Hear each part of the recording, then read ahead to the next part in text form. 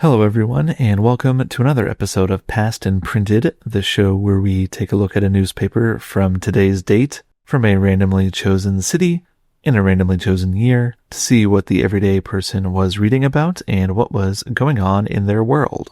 On this pre-Thanksgiving Day, our customized selection program has taken us to the desert, specifically the former mining boomtown of Pioche, Nevada, looking at the November 25th, 1904 edition of the Lincoln County Record. And as usual, let's go over some quick facts and history of the town. Pioche is located in the southwestern portion of Nevada, about 175 miles north of Las Vegas. The town is named for François Louis Alfred Pioche, a land speculator and financier originally from France. Prior to European settlement, the area was the territory of the Paiute and Shoshone tribes. The first white settlement in the area was a silver mine established in 1864. This operation didn't last long, however, and raids from native tribes drove off the white settlers, though the Stockham House, constructed in 1866, does remain standing in Pioche to this day.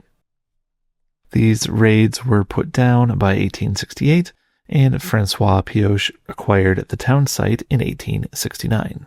By the early 1870s, Pioche had become one of the most prominent silver mining towns in Nevada, with a population booming to between 6,000 and 10,000 by 1872.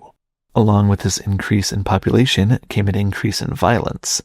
Apparently a true Wild West town, nearly 60% of reported homicides in Nevada between 1871 and 1872 occurred in Pioche.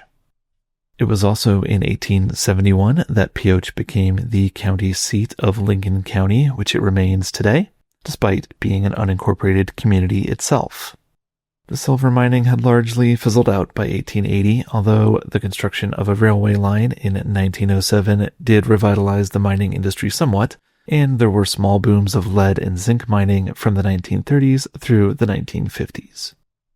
These days, the town boasts a number of historic buildings and landmarks, as well as popular local Labor Day and Christmas season celebrations. It's hard to find exact numbers, but the town appears to have had a population of 242 in 1900, although this had grown to almost 600 by 1910. And according to the 2020 U.S. Census, Pioche had a population of 933. But with that, let's go ahead and dig in to the Friday, November 25th, 1904 edition of the Lincoln County Record.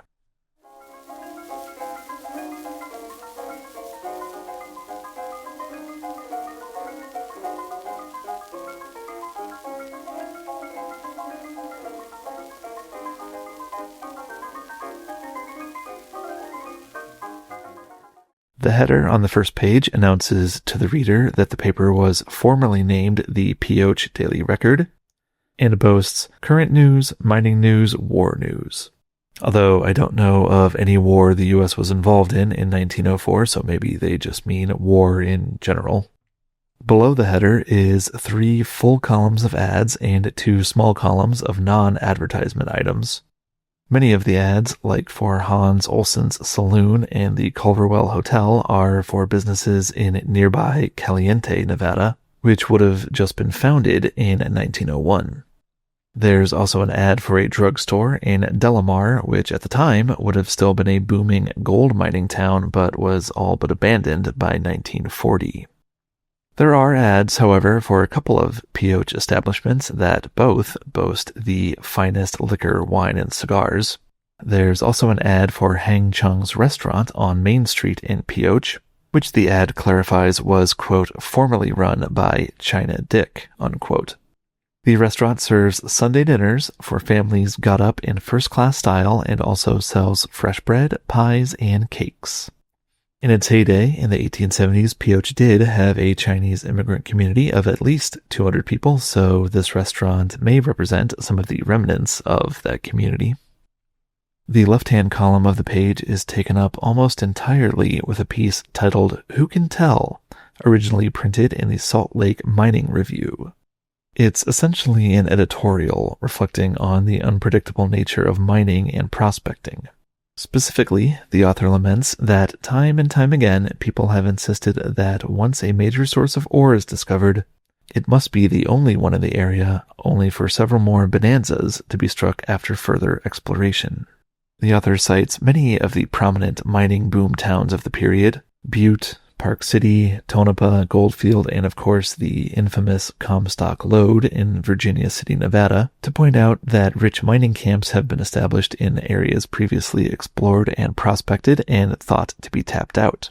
The writer is optimistic that another major discovery of gold or silver will occur in the mountain states, though with their repeated refrain of "who can tell?" It's up in the air where it will occur and whether their generation or the next will be the ones to take advantage of it. The second column starts with a report on operations at the Tombstone Consolidated Mines Company of Tombstone, Arizona. Apparently, the company's water pumping problem has been solved and is now pumping roughly 3.25 million gallons of water per day. A new cyanide testing plant is being constructed to experiment with methods for treating the ore pulled from the mines. Cyanide is used in gold mining to extract gold from low-grade ore. It is still used, although several countries and U.S. states have banned the practice as cyanide spills and leakage have caused environmental damage in the past. There is also a quarterly statement of, quote, the receipts and payments of the Treasury of Lincoln County for the quarter ending September 30th, A.D. 1904, unquote. Apparently, the county took in $10,707.79, about $390,000 in 2025, made payments of $10,229.57, or about $372,000 these days, and has remaining cash on hand of $15,602.71, or about $568,000 in 2025. And then finally, there's a little snippet that recommends to the reader that to write on glass or metals, one should mix 1 to 2 parts silicate of soda to 11 parts liquid India ink, which was a common black ink at the time. For white ink, use 3 to 4 parts silica of soda to 1 part sulfate of borium, although I think they may mean sulfate of barium. And with that, we are on to page 2.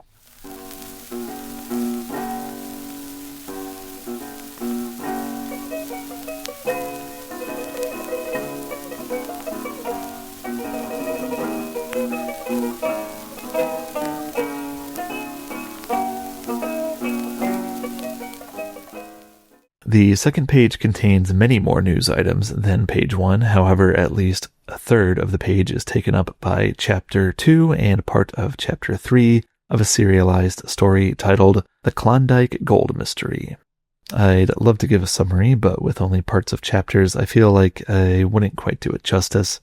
Though maybe a side project should be recording audiobook versions of these serializations, or at least the ones that are out of copyright. What do you think? We do have a section titled Northwest Notes, which appears to be various snippets from the Pacific Northwest. Be warned, as was standard for the time, there's plenty of reports of death and mayhem amid the more mundane news. Starting off, Ed Tucholkes was killed by falling in a well in Courtney, 4 miles north of Oregon City, Oregon, while walking in his sleep. Butte, Montana received their first snowstorm of the season on November 18th, receiving about an inch of snow. The Masonic Veteran Association of the Pacific Coast will hold their 27th convention in Portland, Oregon during the Lewis and Clark Exposition. Also in Butte, the original and Parrot mines will be closed for about 3 weeks, throwing 1,000 men into unemployment. 1 man was killed and 3 injured as the result of a fire at the Denver Gas and Electric Company's tar plant. The plant was destroyed. The loss is estimated at $25,000, or about $910,000 in 2025. 2 masked bandits entered Charles Edwards' saloon and gambling house in Thermopolis, Wyoming, lined all the dealers and players against the wall, and secured all the money and valuables in the place. Warren Hulbert was accidentally shot and killed by Earl Hartman of Thompson Falls, Montana, while the two were hunting rabbits. Apparently, quote, young Hartman, it is said, turned his gun upon his playmate in a spirit of fun, unquote.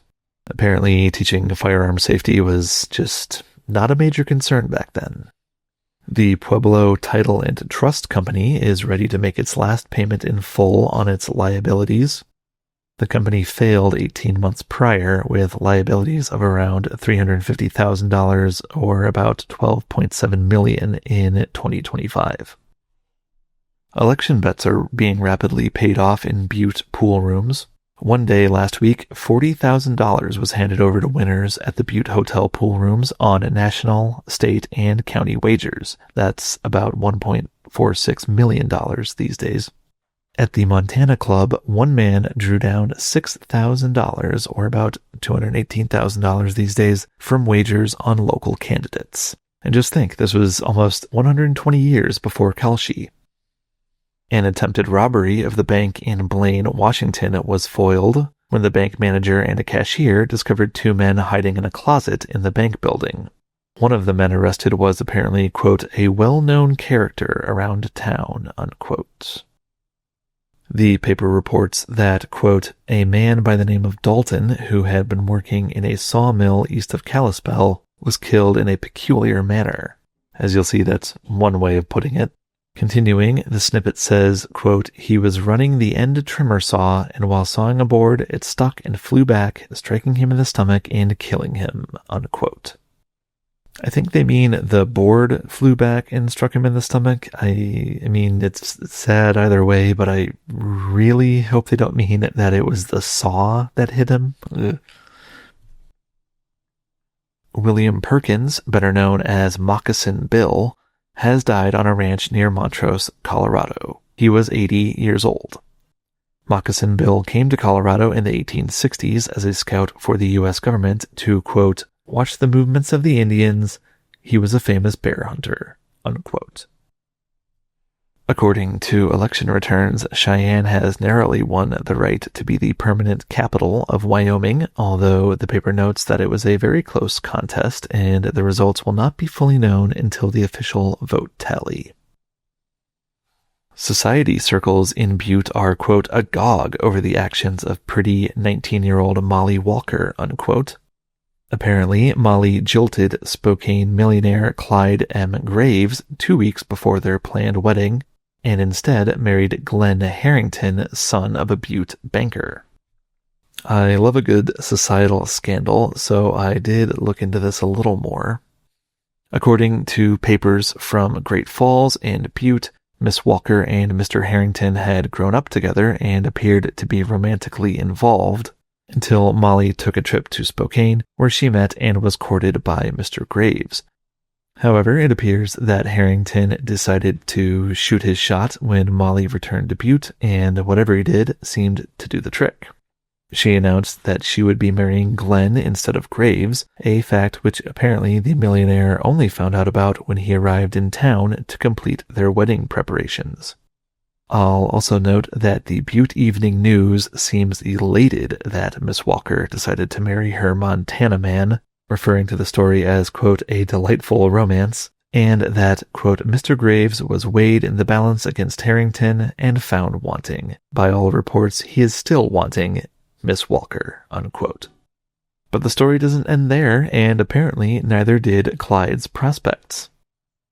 Although she did, in fact, marry Glenn Harrington, at some point between 1920 and 1934, the two divorced, and in 1934, Molly was remarried to, of all people, Clyde M. Graves, who had been married to a Miss Blanche Flournoy in 1906, but was unfortunately widowed when she died during the 1918 flu pandemic. The marriage was somewhat short-lived, however, as Clyde passed away on January 28, 1941, at the age of 60. Molly, now going by her birth name of Mary, moved to Boston to live with members of her family, where she died on March 28, 1945, aged 61. Glenn Harrington, according to his obituary, had worked in the brokerage business in Spokane before moving to Southern California. However, several months before his death, on September 7th, 1944, he had relocated to Helena, Montana, where he worked as a night clerk at a hotel. None of the obituaries for any of the three people involved in the story make any mention of the 1904 marriage. So that massive detour takes us to the end of the Northwest Notes, and we return to page 2 of the Lincoln County Record. So, moving on, there is an article titled, Older Than the Chinese, Cliff Dwellers, a Race That May Even Antedate Far Cathay. The article is talking about the cliff dwellings found in the Southwest, constructed by the ancestral Puebloans, as the indigenous tribes are now generally known.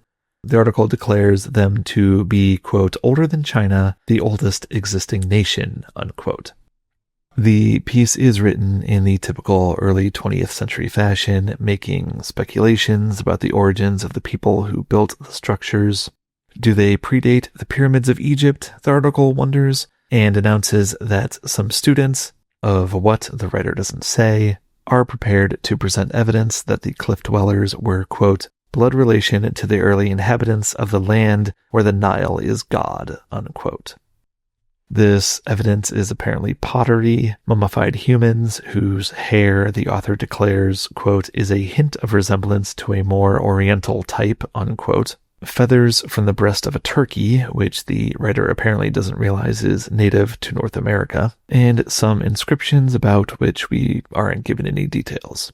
They do speculate, however, that if the ancient inhabitants of these structures left any descendants, they would be the modern-day Hopi or Zuni tribes, which are, in fact, just two of the Pueblo tribes and actually are descendants of the ancestral Puebloans who built the ancient cliffside homes. So the article gets a little bit right. We have an article titled The First Umbrella, reprinted from Harper's Weekly, which mentions that images of umbrellas appear inscribed on both ancient Egyptian and Greek ruins and pottery. The article alleges that the first umbrella was invented by a Jonas Hanway of London in the mid-18th century, and who was subjected to much ridicule for his attempts to protect himself from the rain. Now, while it is the case that civilizations dating back to at least ancient Egypt developed handheld canopies to shield themselves from the sun and or precipitation, there's plenty of evidence of their use in Europe going back to at least the 8th century and in paintings that would have been well known in 1904, so I'm not sure why Harper's would have thought there was a several thousand-year gap in the popularity of the umbrella. In some tragic news from Brooklyn, a headline reads, 12 suffocated, 2 entire families wiped out in tenement house fire in the Italian district. The piece tells of a fire at 186 Troutman Street in Williamsburg, Brooklyn, in which the families of Mariano Triolo and Charles Poligno were, quote, wiped out, the last living members of each family being now in a hospital with no hopes of recovery, unquote. The opinion of the coroner is that the cause of death was suffocation or smoke inhalation, I guess we would say today, but that the victims were also badly burned before they could be pulled out of the building by firefighters. In war news, as promised by the header on page 1, the record reports, quote, Jap attack repulsed. Russians successfully defend their works on Podilov Hill. The Russo-Japanese War was raging at this time, which was a result of competing imperialist ambitions between the two nations. Apparently, 2 battalions of Japanese troops attacked Russian defenses and succeeded in capturing the first line of trenches, but were caught in pits and barbed wire at the second, and a Russian bayonet attack pushed the Japanese back to their own lines. This is probably referring to action during the Battle of Sha Ho, which took place in Manchuria between October 5th and October 17th, 1904, and basically ended in a stalemate. There is another snippet further down the page, alleging that the Japanese have been using essentially stink bombs, referred to as, quote, an ancient Chinese method of warfare, and described as a long sausage which is thrown into a trench and then bursts, giving off an odor so foul that if it is not thrown out of the trenches immediately, the soldiers soon faint. Going back to the U.S., the Missouri State Building at the World's Fair was destroyed by a fire on November 18th, resulting from the explosion of a hot water heater in the basement. This would have been the World's Fair in St. Louis, Missouri, and the building was destroyed only 11 days before the fair was set to end. According to the article, quote, "The principal loss is in the contents of the building. The building cost $145,000, almost $5.3 million in 2025, and in the building were $75,000 worth of furnishings, the most valuable of which were portraits of former Missouri governors and Supreme judges. These cannot be replaced," unquote.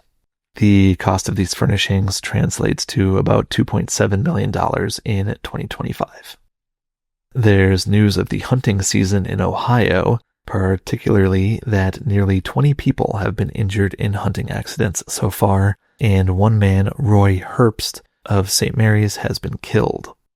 Other reported incidents include Sheriff L.M. Thurlow of Noble County, left hand mangled, G.W. Riley, Marion County, seriously burned by powder exploding in his left pocket, Elmer Slagle, Madison County, right arm mangled, John Kennedy, Butler County, bullet wound in legs, and Harmon Wolf, Dark County, fatally shot, which contradicts their earlier statement that only one person had been killed, but oh well.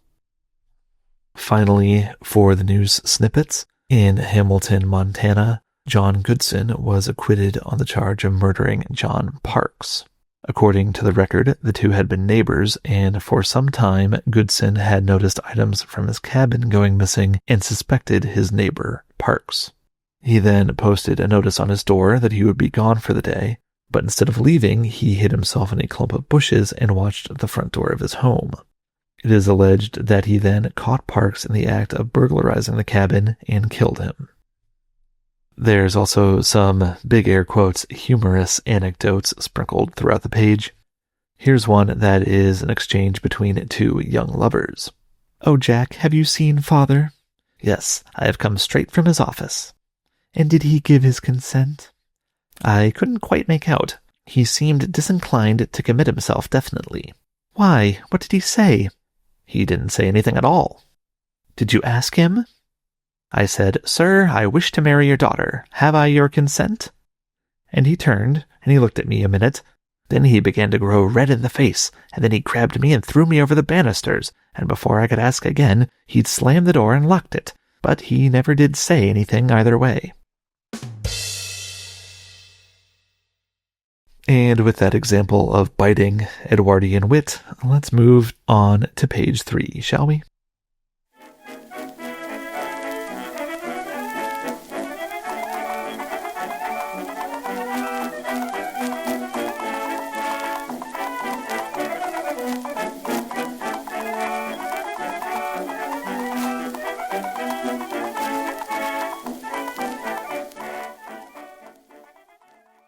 On the third page, after some ads for patent medicines and men's shoes, the editor's preoccupation with items that are older than one might think continues with a snippet titled, "Hairpins Are Ancient."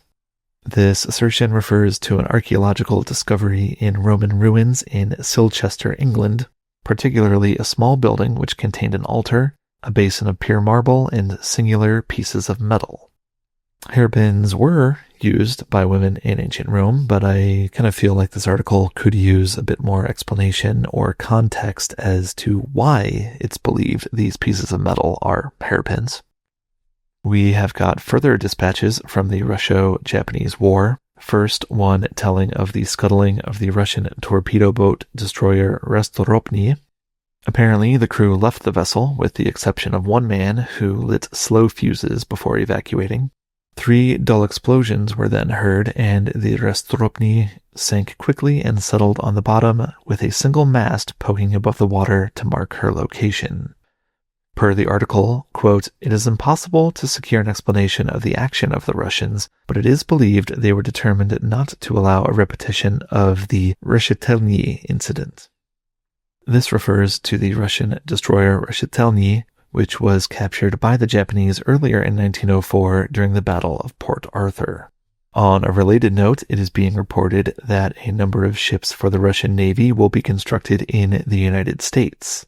The dispatch reports that Lewis Nixon of New York has already contracted to build several torpedo boat destroyers, but the largest contracts are as yet unplaced. Fans of the HBO series Band of Brothers may recognize the name Lewis Nixon. This article is referring to the grandfather of Captain Lewis Nixon III, who was portrayed in Band of Brothers by Ron Livingston. This Lewis Nixon I was a naval officer and architect who established the Crescent Shipyard in Elizabeth, New Jersey, and built many torpedo boats and the U.S. Navy's earliest submarines. In a report from the ongoing siege of Port Arthur, the Japanese are said to have lost around 1,500 men attempting to capture the Russian hilltop fortifications. Though the Japanese initially succeeded in taking a Russian fort, the Russians were reinforced and drove the Japanese troops back down to the foot of the hill. The article doesn't state this explicitly, but this action, I believe, took place on the misnamed 203-meter hill, the site of a heavily fortified Russian position overlooking Port Arthur. In further bank robbery news, the slayer of a Wyoming bank cashier was captured by a posse. A special report from Cheyenne states that one of the robbers who killed cashier Middaw of the Cody National Bank and made off with a considerable amount of cash was captured in northern Wyoming. This was apparently the larger of the two men who robbed the Thermopolis saloon mentioned earlier on page 1. And his description seems to fit the man who shot cashier Middaw during the bank robbery in Cody. The capture was made by 3 members of a posse along Owl Creek a few miles from Thermopolis. Apparently the men succeeded in getting the drop on the bandit before he was aware of their presence, and since his arrest has refused to speak a single word to authorities.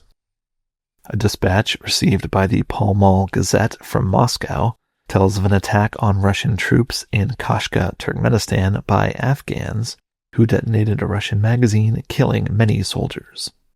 Meanwhile, in Chicago, there was a, quote, sensational scene in the courtroom, unquote.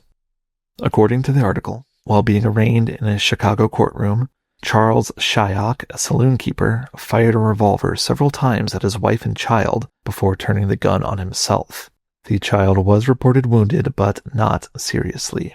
Mrs. Shyok fell unconscious during the shooting and was first thought to have been killed, but instead had simply fainted. Quote, when the woman was revived, her husband lay dead, and the courtroom was in a wild confusion, unquote. Mr. Shyok was apparently being tried on charges related to, quote, a family disturbance, unquote, which I believe to mean domestic abuse. Next up is a column titled News Summary, which contains further snippets, presumably from everywhere but the Pacific Northwest this time. I will note that many of these are probably just taken from wire service reports and are likely unverified by the Lincoln County Reporter, which was common at the time. Some bits of news include, as the result of a street duel in Meyer, Arizona, T.F. Averill shot and killed T.J. Tilford. 6 persons were injured, one fatally, by the explosion of a bomb in Barcelona, Spain. In an interesting rebuke of their own reporting, this snippet states, quote, the report of an encounter between Russians and Afghans in Kushk, resulting in the blowing up of the magazine there, is unfounded, unquote. The entire business district of the town of Dublin, Mississippi, with the exception of one building, has been destroyed by fire. A news agency from Brussels reports that rumors are afloat that the Red Star Line steamer Kroonland has foundered mid-ocean. These reports were incorrect. The ship arrived safely in New York, although she was the first ship to issue a distress signal by wireless telegraph in 1903. Louis Buelna, who was convicted of felonious assault upon a young woman about a month ago, i.e. rape, while on a boat in Monterey Bay, has been sentenced to 90 years in a California prison.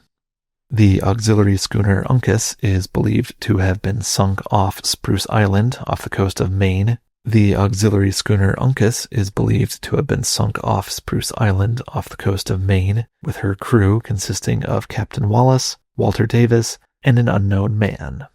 A special meeting of the Welfare Committee of the National Civic Federation has been held in New York City to consider means of protecting corporation employees from loan sharks. Dr. Anita McGee and her 8 assistants of the American Red Cross have returned from Japan, where they served with distinction as nurses to the wounded soldiers. Dr. McGee says they received every attention and were honored in every way possible. According to a dispatch from Rio de Janeiro, the revolutionary movement, actually more of a coup attempt than a full-on revolution, has been crushed and order is completely restored. Senator Lauro Sodre and Deputy Barbosa Lima, leaders of the movement, have fled. Other leaders have been arrested. Many persons have been killed or wounded. 2 attempted murders in San Francisco's Chinatown, one of which is almost certain to prove successful, may, it is thought, be the beginning of another long war. One was a shooting affair with no serious results, and the other was a stabbing case which will likely prove fatal. And finally, George Gould was shooting birds near High Point, North Carolina, when he accidentally shot Edward Burns, an attendant. Several shots, or pellets, entered Burns's eye. A specialist in Greensboro said there was a small chance of saving the eye, and Mr. Gould at once sent the man to New York to see an oculist. Up next is an article titled Magic in the Zuni Tribe, in which an anthropology student purports to have witnessed priests of the Zuni tribe in Arizona lift a jug filled with water using only 2 ordinary eagle feathers. The student says that the priest was surrounded by other members of the tribe, beating on drums and chanting incantations. This apparently goes on for several hours, during which time the priest dips the eagle feathers into the water, and then, using the 2 feathers which are tied together at the quill end in a V shape, he lifts the jar, holding it suspended for a minute or 2, then lowers it to the ground. To quote the student, "Of course, there is some trick about it, but I was never able to discover what it was," unquote. According to Dr. Waldo, the City of London coroner, a weapon in the hand of a man who has been murdered is always tightly grasped, so that the fingers sometimes have to be severed before it can be released. In the case of suicide, there is no grasp at all. There's also a few little factoids sprinkled about the page, such as 100 million bushels of grain are sent every year to the mills of Duluth and Minneapolis, and English motorists now carry confetti, which they sprinkle on the road in the vicinity of police traps. I assume to warn other motorists that a speed trap is nearby. And aside from more ads, especially for Schilling's Best Tea, that is going to do it for page 3.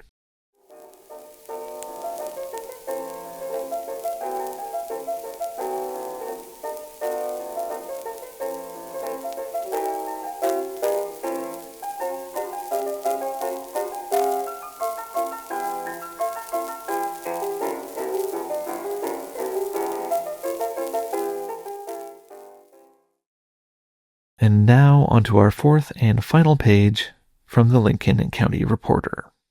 With page 4, we seem to have arrived at the local news items, with the first column being snippets and articles about the happenings of Lincoln County, such as the E&F Mining Company has increased its working force during the week. Mrs. A.S. Thompson returned from California on Saturday, greatly benefited in health by her visit to the Golden State. Hans Olsen and family of Caliente were in town on Thursday, taking their Thanksgiving dinner with Mrs. J. Nesbitt, Mrs. Olsen's sister. L.A. Blakesley, Deputy U.S. Revenue Collector for Nevada, was in Pioche on Thursday, looking over affairs in Lincoln County pertaining to his office. Samuel Dahl, a Chicago capitalist, has been in Pioche for over a week, looking over the mining situation in the vicinity. He, in the company of T.J. Montgomery, departed for Salt Lake City and the East on Tuesday. While absent, Mr. Montgomery will get his company in shape and push development work on the mines, which he feels sanguine will prove big ore producers. He also feels that if the showings in Pioche were in Colorado or other states where fuel and water could be secured, that there would be hundreds of men at work. The local news items are interrupted by an apology from the editors of the Record. I won't read the piece in its entirety, but it appears that about a month prior, the record reported that a young woman from nearby Panaca was about to be married. Then, a young man from the same town appeared at the record offices and said that the story was untrue and should be redacted. The next issue of the record printed this retraction and added the statement that, quote, the young lady had too much good sense to be united in mankind, unquote. That didn't sit too well with the young man, who apparently wrote back to the record stating that the retraction was worse than the original article, and that if the record did not apologize for their insult, he would, quote, be compelled to call upon us soon and interview us on the subject, unquote. I will read this part in its entirety. Quote, we apologize and take back what we said, and I'm also willing to take the young lady along with it. Oh, would that when this young man was recently being baptized into the fold, the bishop had held his head under water a sufficient length of time that he might have strangled, then we would be happy, unquote. I wonder how the guy took that apology.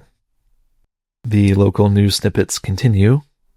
On Wednesday, Dr. Campbell was summoned to Fay, a nearby town, now a ghost town, to attend to George Moody, who has been taken sick with typhus. Mrs. Bell is planning to open a restaurant in the building of Henry Eilers. Mrs. Bell's reputation as a cateress is well known throughout Lincoln County and Utah. Invitations for the marriage of Sabra Etta, daughter of Mr. and Mrs. E.D. Turner of Delamar, to Luke A. Harwood have been sent forth, and the wedding will take place on Tuesday, December 6th, 1904. Mr. Harwood has been engaged in business at Delamar for several years, but is now a resident of Goldfield, where he's engaged in the hardware and lumber business. So Harwood is selling hardware and wood. I feel like there's a clever store name in there somewhere. Harwood's hardware, I don't know. And then we move on to state news, such as that a reward is being offered for information that leads to the discovery of the burial place of the late Reinhold Sadler. I feel like this might be a joke whose context is just lost on me. Reinhold Sadler was governor of Nevada from 1896 to 1903, but he didn't die until 1906, and his burial place is known to be a cemetery in Eureka, Nevada. I mean, sure, there's other people who are named Reinhold Sadler, I'm sure, but it seems weird that they wouldn't be referring to the most prominent Reinhold Sadler known to Nevadans at the time, so I don't know, who knows. L.L. Patrick has purchased 3 world-class automobiles to be put on the road between Tonopah, Columbia, and Goldfield. Daily round trips are to be made, and the distance will be covered in about 2 hours. Each machine will carry 7 passengers. The body of Frank Pauldini, aged about 40 years, was found in the Carson River on Baroni Ranch, about 2 miles below Dayton on Sunday morning. He had been missing since November 5th, and a coroner's jury rendered a verdict that he committed suicide. He leaves behind a family in Italy. W.L. Pritchard, who did most of the freight business to Pioche in its early days and was known in the North Country as Nick of the Woods, recently died at his home in Oak Grove near Sacramento, California in his 78th year.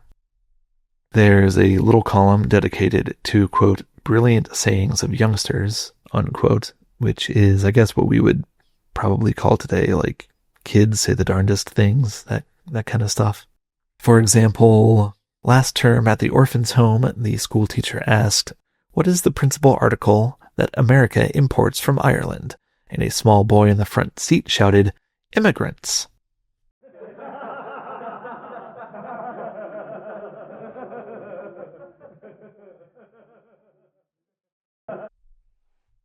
It seems there was a spiritualist exhibition the previous weekend in Pioche put on by the May-Howard combination. I did a little extra research, and apparently May Howard was a former prostitute who, after an arrest for being, quote, an inmate of a house of ill fame, unquote, in the Black Hills of South Dakota, started performing in various venues as a spiritual medium. Despite her physical beauty attracting audiences, her early performances were apparently lackluster and drew many accusations of fraud. She eventually found her stride, however, and partnered up with more experienced, prominent spiritualist performers. After some career ups and downs, by 1904, she would have been living in the West, conducting demonstrations of, quote, spirit powers and fortune-telling. From what I was able to find, it was clear to many that she was simply performing magic tricks under the banner of communicating with the spirit world, although she apparently never claimed or denied that her abilities were supernatural. It seems the residents of Pioche didn't particularly care whether she was just performing tricks or not, as, quote, all who attended were well satisfied and considered that they had had their money's worth. Those who had their fortunes told stated that she told the past correct. Now let's see what the future holds, unquote. There's also some random news items in a section called Jottings, which seem to be news items with a little extra commentary thrown in, such as, near Yorkville, West Virginia, in a family feud between the Wallaces and the Currys, 2 were killed and 10 wounded. Let 'em fight it out. It will help the undertaking business. Oof. At Salt Lake City, the Twins, commonly known as the Democratic and Republican parties, have nominated 6 candidates to become members of the school board of that city, most of whom are Mormons. The so-called American Party will make nominations. And in response to a petition from farmers in Dunklin County and Pemiscot County, Missouri, to be annexed by Arkansas, the record says, quote, in this land of sinkholes and swamps, there is not one inhabitant in 10 who can sign their own name. Southeast Missouri has always been the rendezvous of horse thieves and murderers. The occasion for these counties to be placed under the jurisdiction of Arkansas is that Missouri is now Republican in complexion, unquote. So basically saying, these dumb rednecks want to join Arkansas because there's too many Republicans in Missouri. And finally, there's a few items of interest, such as that the government is now equipping its customs houses and revenue cutters, those are ships used for intercepting smugglers, along the Pacific coast with wireless telegraphy units. Specifically, they are targeting smugglers carrying Chinese immigrants who would at the time have been violating the Chinese Exclusion Act, which had been made permanent in 1902, though was repealed in 1943. And finally, apparently, Thanksgiving Day passed very quietly in Pioche. Quote, most of our residents attended church in the morning, remained quietly at home during the afternoon, and devoted the evening to prayers, except for all those who attended the dance, unquote. And that is going to do it for the Friday, November 25th, 1904 edition of the Lincoln County Reporter from Pioche, Nevada. Once again, a small town paper manages to pack a lot of content into 4 pages, partially by reporting on things happening outside their general vicinity, but there were quite a few news items from around Nevada and the West in general. I think it's kind of interesting that even in 1904, there were still bank robberies, shootouts, and street duels apparently happening in these mining towns alongside early automobile shuttles and things like that. So I hope you found that interesting as well, and if you did, please consider subscribing on whatever platform you're listening on. And if you're interested in seeing some of the ads from these newspapers and maybe some pictures of the localities, that kind of thing, I am working on making YouTube versions of these episodes, like I did for our Ghost Stories edition. You can find that on YouTube under Past and Printed. It does take some extra time to make those, so bear with me, but I would like to eventually get all of our episodes up there. But with that, I hope you have a great Thanksgiving or a good day whenever you're listening to this. And if you're not too keen on making your own dinner, why not try out Wu Tom's Restaurant and Chop House on Main Street? It's the best place to call when you want the best meal to be had in Pioche. Meal tickets, 3 for $1. The bakery also has fresh bread, pies, and cakes every day. Thank you again for listening. This has been Past and Printed. I'm your host, Lloyd, and I hope your next news is all good news.